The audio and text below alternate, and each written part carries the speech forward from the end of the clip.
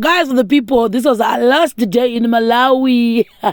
By the way, I'm now back in Zimbabwe. Saranda got Iowa. Ragango pesa kuratidzai kwadaiva. Guys, kuMalawi kwakazara Muslims. Ramnona zichachira Muslim irukai. Ndakazora wanana zvivanhu vachihofa. Dzasvika 1. Tona mushop matatiri mupepo. Hamusina kana munhu 1 kana vanhu vese matizi maredhiyo akachirira mutauni macho munyomya atizi like these people they respect their church guys and kurevera nhema so uko kwatiri kunonzi kuarea 2 kusa more of like almost kuna Copacabana kana something like kumbarere kwekuMalawi according to me tisaziva nogara ikoko maybe vanozova mbare kuchi yekuMalawi but munhu angari uku guys kwakune svosve even unewe chikwama ufana ngotonyatsa kugubuchira because hakuna kumira kwazvo kusuta ida kuinda kunonzi kuarea 3 dudhubag watakatora haana kuzvihwisa kuti toda kuenda kuarea 3 ndobva aenda nesikunonzi kuarea 2 indotoshambiswa kuti kukunhu kwatiri kuenda ndekupi because dzakazona kwazara mazikombi mazichi ana yangu igotoka kurova dudhubag iyaya kwakudzima tiri pakati pebridge guys the spirit of not wanting me to go abroad yange yakabata zvine simba ndikati kana nangambobhaga murwi nemazvidhudhu zvese zvikuya nemakombi because bridge recho rinenge rine concession isingaiti ndakadzaka ndikatanga kufamba pabridge neshoka ndikati aiwa fambai ndokubatirai mberi pane kuti ndiziske life yangu nekuda kwokuti kutsvaga zvinhu zvakachipa kunonzi kuarea 3 kwacho ndoti area 3 because ndakabvunza mumwe musikana muzimbo guys by the way thank you very much kune musikana muzimbo aitaura neni tiriko kupi kuMalawi she's very nice akatipawo magifts akati no don't post those gifts because we didn't meet so ndada kuti titange tasangana tikasangana then you can post so I'm going to tell you kuti ndakapiwa chii but I got some precious gifts from one of the shaman who is actually in Malawi Lilongwe ndiye zvakara kabva tuzoti you can go kunonzi kuarea 3 because ndakamti we want to go somewhere kusirise kuShoprite yatogara tichienda I want to see a different location whereby I can buy clothes saka bva atiti you can go kunonzi kuarea 3 unfortunately the dudu bike driver I literally don't know kuti pakutaurirana nemunhu watati naye aifanira kuinda preta vakawisana kuti we want to go kuarea 3 ndobva enda nesikunonzi kuarea 2 guys. If it happens again kuti ndadzokera kuMalawi I wouldn't want to go back kunonzi kuarea 2 because kwanga kusingaiti vanhu vaMwari congestion pressure kana kuri kumota unechotya saka patata kudzokera kati no kudzeka I'm not gonna risk my life I'm not gonna risk myself kuti ndikwire padhudhu bike futi ndiri kukwira chi tax it's better for me to save my life $6 tax rather than kuda kusave $2 ndichizobhagamurwa nemakombe because bike ratatinaro guys rane ndakazozvinzwa ndakagara kuti imi bike iri kumheya chivhiri so nandotya apa manje tasingaoni mashopu acho ehembe tati munhu wati rasho inototsvaga ani kuti anotihwisa kuti tikuda kuenda kupi kune mall dzisiri kunzi kugame kunonzi area 3 I later on realized kuti tiri kuarea 3 takum anzikuchi kuma-tax ndo vakazotudza kuti muri kunonzi kuarea 2 isu chifunga kuti kunonzi kuarea 3 saka apo nenyaya kuti dai tikafuti kubirwa tikati no handei isusu mushopu kuna muku tobvunza nemushopu hatifanira kubvunza vanhu vemustriti kuti kwatiri ndekunonzi chii tauti tapinda mushopu umo taona mwe muindian tikati let's go and ask muindian ye haangambozoda kuti bira tiri mukati momomo nyangwe yanga iri $50 is better for us to be safe than to be sorry ndo tapinda mukati mushopu muya ndokwamukona guys please forgive my zikizeki yekamera ndaitotya kutora because ndaitya kuti ndinogona kuhwapurirwa foni iyo kunzi uri kutorere chii mavideos wawati nevanhu munongowaziwa kunhu kunenge kune mahwindi kunonetsa saka tata kupinda mushopu yemumwe muindian kuti ndimubvunza kuti naye kune magrocery shops ndekupi ndakapinda ndikanyepera kubvunza kuti ring light imari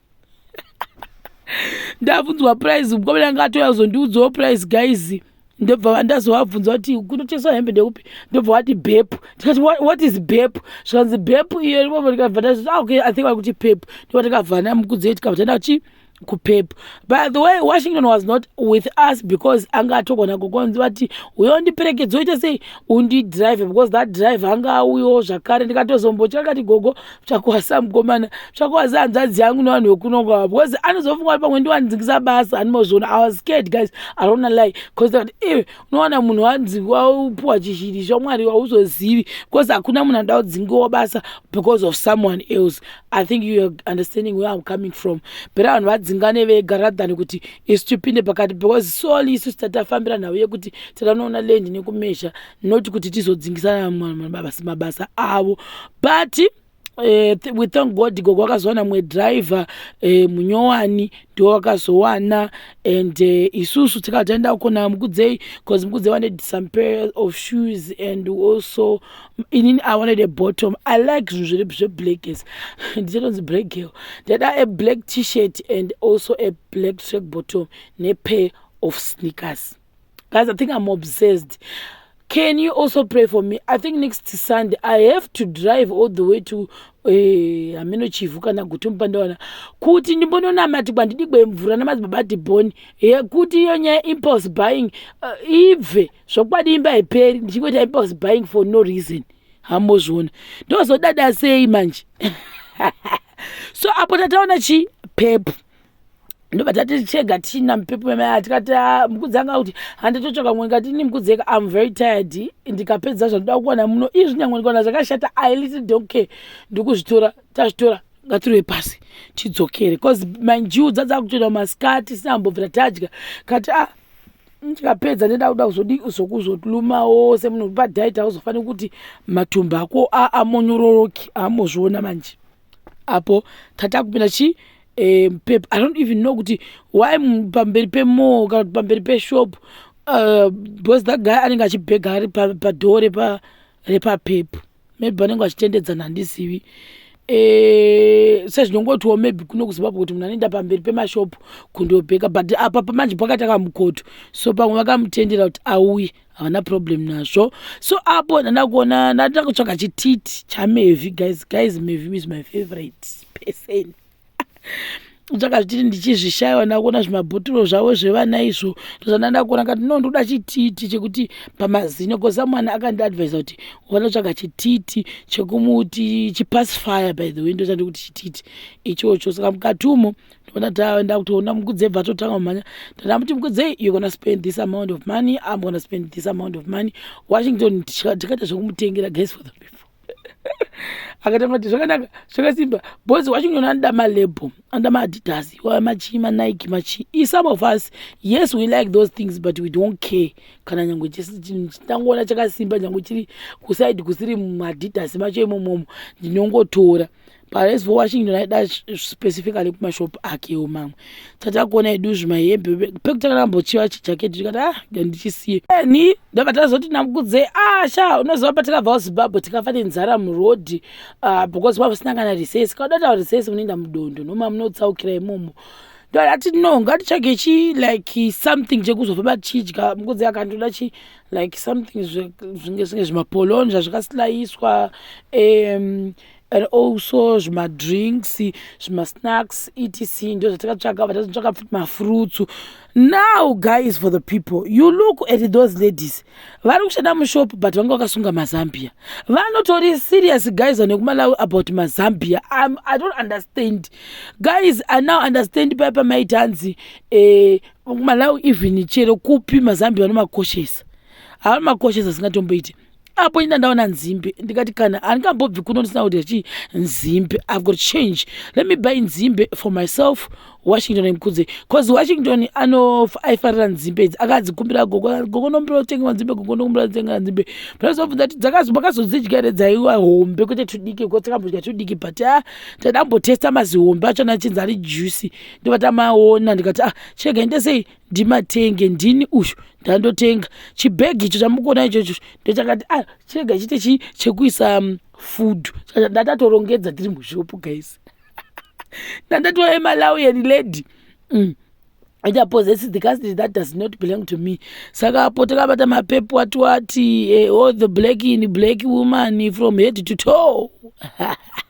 Ndiri zvangu apa ndichisarudza nzimbe. Then I think when that day I remember wakadzoka late around 12 midnight. Started kutovata but no, let's just wait for them to come back so that tozovata oteseka wani munhu wese ava mumba. Ndikati chega nemugira nenzimbe dzaifarira. Guys, nzimbe dzekumalawi dzinonaka, dzine mazi kusupu aiwa dzonaka. One inge chinzi 300 kwacha. Saka wakati 300 kwacha boys rate rainzi 4200. amozvona saka unenge wangodhivhera kuti unoti nzimbe wani mari takabva tatotora taxi tikati aiwa nyaya yemudhudhudhu bodo I will never risk my life for anything else. That $6 nchaiwana hazvina mhaka. Let's just take a taxi instead of motorbikes. Kuti vanhu vazhinji vaiti why are you using mudhudhudhu instead of mataxi? Hakuna here ariko guys. Mind you, sometimes unongoda experience zvinhu zvemunzvimbo, but at the end of the day ndakazoti ini zvokufamba nemudhudhudhu bodo because even imwezi rona I remember rakapota randidhuvura richibva nesure kwedu rikati ndofirei naye Jehovha muMalawi. Shwa nine ndakaorerwa here nekuda kuti ndakada kusevha mari $3. I cannot do that. So ndo pamukutoona papo. This is Lilongwe guys. In terms of kuti area chi izvo ndisingatazivi, and I noticed kuti kune kutonzi kudheu chaiko kwakanaka guys, like that area thing I was trying to show you. Kune dzimba dzakanakisa upstairs machi kwakanaka aiwa jealous done ini chakanaka mukakauru kwakanaka kotoone zvimaroundabout. Vamwe vanozofunga kuti hakuna ariyo hambozviona manje.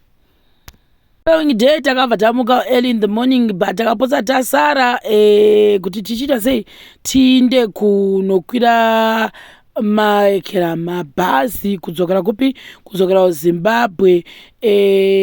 Guys, tazotera bhazi iroro lucky enough takaribatira padhuze paraimwa fuel. So apo tata kudzikisa zvinhu zvedu takumhanya kuti tiite kupi, tiende kubhazi. Ndo bhazi redu ratakadosvika richitomwa fuel apo nemukwende yangu fekedu ndichiinda mapabheki. Guys, ndakaenda kuMalawi ndine kasecho kamburwa ndakabereka kari 1 ako, but look at me now. I have so many clothes I brought from Malawi and shoes. I have no idea why I have to do that. That's the spirit I need to pray for. Amozvo apo Malawi police ndio yamuri kuona yacheka mapassports. Munhu wese akacheka passport, vese amukuona police yaipinda chicheka mapassport, everyone passport. Kati wow. Saka vanhu vaJehovha vanofana kufamba nedocument pagwagwa. Saka ni vangu vasina vaizodhira vese pashame noti vainodhira sei. Ndakabva ndaona rimwe zimaketi rakandishamisa. Guys, onayo vanhu vari kumaketi asi tatombofamba chaizvo kubva kuLilongwe. We're still in Malawi. Apo pamuri kuona apo onai gurususvu yevanhu svosve guys. Mumbare mekuMalawi muri kumuona here vanhu vaJehovha. See, look at that. I was surprised. Kona kutekesa then ndakanosa kuti vanotekesawo futi nezviyo. Paya nezviyo zvirimwa zvose, beans vari mukati madzo vanongotsika guys. Zvakaoma beans. I think ndisi kutoona special beans ekwa nechii kunyika kwavo kokoko. Zvered zese I think beans idzo nechibage futi vanomboita. But kumaruzevha ndisi kuti maruzevha anonzi chii ndo handiri kuona ikoko kuti papa nenyaya ende vanhu vanotomuka ndomwe mamaketi koko zvahwasvisvi chaiko kana kuvata varipo kuti vatu vagokwanisa kutengesa early in the morning mangwana acho. Apo tata pabhodha remuMozambique manje tikatopera netsoka Shakalu, then kuti tigozodzokera futi kubhazi kwedu tichinochekwa mapassport neimmigration kuti adhindwa here kana kuti kwete. So this is the Mozambican side manje tapedza kudhisa mapassport tikudzoka kuZimbabwe. Guys, I felt so happy. I was like, I miss Zimbabwe. But chijeni chekubva pabhodha iro kuti wasvika kuside reZimbabwe kubhodha kwedu chiripo vanhu vamwari po ndanakumbokuradzai zvazviri mukati mechibheke chiya zvimayogati zvijarini izvozvo chiyameno chiyoyoyo inge yogati couldn't even drink it because ndangozwa chachotapirisa zvibiscuits chinhu ndakakwanisa kudla mubhazi chingwana yechimajarini 1 changu chirikota tiri 3 saka takangotenga zviri 3 mayogati ndamakoniwa ndishatira zvimwe zvokuti ngati ndazvikoniwa izvi saka ndindobheke rangu iro rananaro ndaikudadirayo zvangu apo. Ukuwa zvokwadingwa nyika neimwe ine zvayo vekuMozambique vana vachikadzi veikoko kwasikana vanopfeka mazisiketi anenge achinzvenjera pasi sekwamwa zvaya. Handisi kuti mutemo here from bhodha to rimwe bhodha vanenge vachingova nesemu siketi yegreen ane blouse jena. Saka hatinomboonera apa tatiri muMozambique apapa tichindonanavira kuti tigodozobata chibhodha redu rekuZimbabwe ndo zvatainanavira but takasvika kumanheru tiri kubhodha rezimbabwe tikasvika think around 7 p.m. tigogarapo kusvika meno, then apa ndaita kuratidza kuti hubwe matomba ekutemera ekuvakisa ariko futi kuMozambique, hakuna kwaasiri. Iwayesa ndo anonoshandisa pakuvaka ayo, otori business guru chairi very lucrative kuMozambique. Kune dzimwe dzimba ndakafara padakazoona vanotori nemagebho kusaidi kokoko, ndozandaiti pai handina kufamba nyika yese, so handigoni kuti nyika yese yeMozambique inovaka maparapeti chete kana kuti ine huswa chete. It's not like that. Along the road zvanendaonawo ndo zvanendaonawo, but I can't conclude kuti nyika yese ndo zvainenge iri. So apo hataitonakirwa, ndakagara pafront seat rekutanga patakatanga kupinda mubhazi daiva pasecond seat, ndo pandazoona makomo angu ndosvika ndaomerwa ende ndaikuvara because jeni yenge yakareba. Ndo patikazobva pasecond row tikapinda pafirst row because vanhu vazhinji mamazozara. Guys, vanhu vekuMalawi vanofarira zvokuenda kuSouth Africa. I don't know why these people they are obsessed with the South Africa, kwete zvokuseka. Mubhazi mamakazara vanhu vaenda Joni ende havatomboiti zvekumbotoseka zvavo. Saka nindopa mukutona apo ndatonyeta dzimwe ngwana mbopota nyimbobatano momuka ndichingodero kusvika ndanosvika hedu kubhodha. Guys, mapurisa emuMozambique guys anoda mari kwete mbichana. Ndakabvunza ndikanaimi pamunobva kusvika uko munonge mazvifambisa sei, because vanonetsa polisi yekuekera yekuMozambique inonetsa kwete mbichana ende vanotaura shona vanhu vekoko vazhinji apa. That's the cute villages andaitoona hangu ndimukatumo. But I think I'm coming to the end of my vlog here, traveling to Malawi and also coming back to Zimbabwe.